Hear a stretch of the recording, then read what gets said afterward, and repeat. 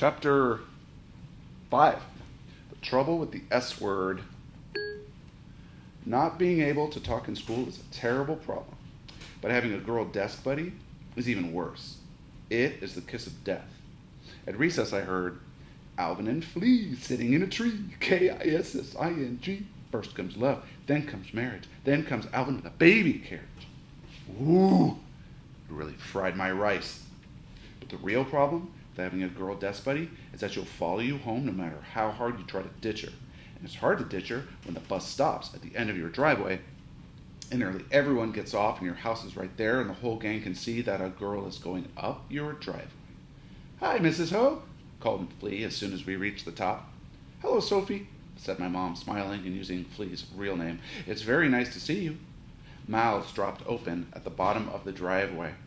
Pinky, Jules, Sam, Nia, Eli, Scooter, and Hobson, the whole gang, stood speechless. It's nice to see you, said Flea, blinking her one good eye at my mom. If there's anything good about Flea, it's this. She wears an eye patch over one eye like a pirate. And also, one of her legs is longer than the other, like a peg leg, which is also marvelous. I'm Alvin's desk buddy again this year. That's wonderful, said my mom, smiling even more and holding the door open. Alvin is very lucky. Yep, said Flea, he is very lucky. Would you like to come in for afternoon tea and rice crackers? I narrowed my eyes at Flea, which meant she had better say no and go away. And my mom narrowed her eyes at me, which meant I had better behave like a gentleman or I had something coming. I'd love to, said Flea, and she stepped right inside my house and then sat right down at my place in the kitchen across from Annabelle. Worse, Lucy came and gave her the kiss that she usually gives to me. It's a terrible problem not being able to talk at school, said Flea right off, so having the right desk buddy makes a real difference. My mom nodded. She had that look on her face that said she thought Flea was a darling girl. It's a big responsibility, said Flea. So, I'm even more prepared this year than last year. You have a PDK? Asked Annabelle. No, said Flea, but I made this. She reached into her backpack and pulled out a book. The book on Alvin, it said on the cover. I wrote the book on Alvin, said Flea. Then Flea proudly opened her book. Page 1. Alvin can talk with his eyes, Flea read loud and clear. Page 2. There was a drawing of 2 eyes, my 2 eyes. This means he's thinking, I read. Flea nodded. She turned the page. Page 3. There was a drawing of 2 more of my eyes. These eyes means he's okay, read Flea. Page 4. A pair of anxious eyes. These eyes means he has to go pee, exclaimed Annabelle without reading. Hey, I said. Page 5. A pair of big round eyes. And these eyes means he has bingo, read Flea. What a great book, said my mom with that smile on her face that said she thought Flea was a very clever girl, and I had still better be a gentleman or else. You're very observant, my mom added. Flea beamed. Thank you, she said. People think Alvin's uncommunicative, but he's really not. Alvin should be proud to have a friend like you, said my mom. She was so pleased that she brought out a special treat, 2,000-year-old dragon's beard candy in a box, and offered it to Flea first. And if that weren't enough, Flea asked for chopsticks, and then she slurped her tea like she really meant it and pinched a dragon beard candy between her chopsticks and popped it right into her mouth. She even chewed with her mouth closed the whole time.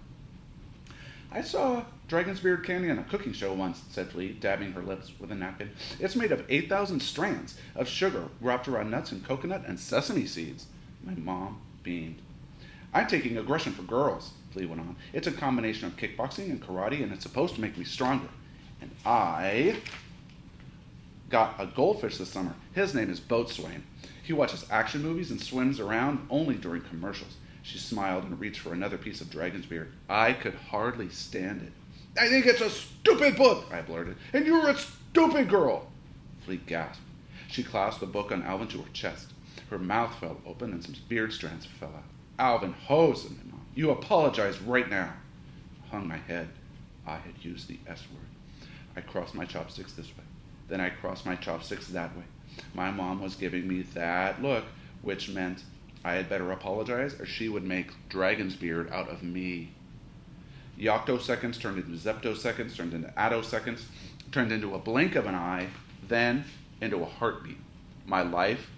Then my life crawled before my eyes. Sorry, I finally peeped. Tears filled Flea's eye. It was not a good sign. I had a terrible feeling that a gentleman would never make a girl cry, even a girl with only one eye.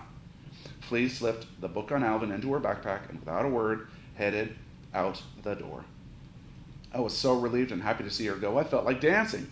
If I had danced, a new look on my mom's face said she would have broken my legs.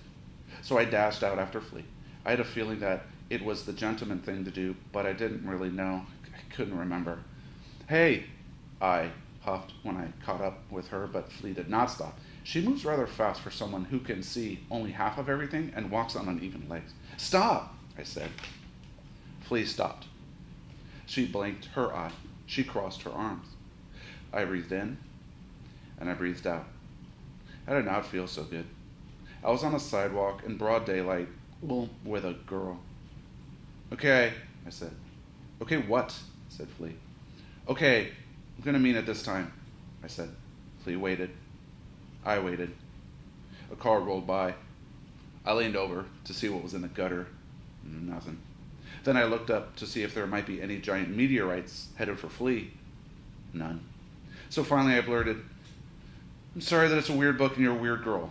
Pow! I think it was an uppercut.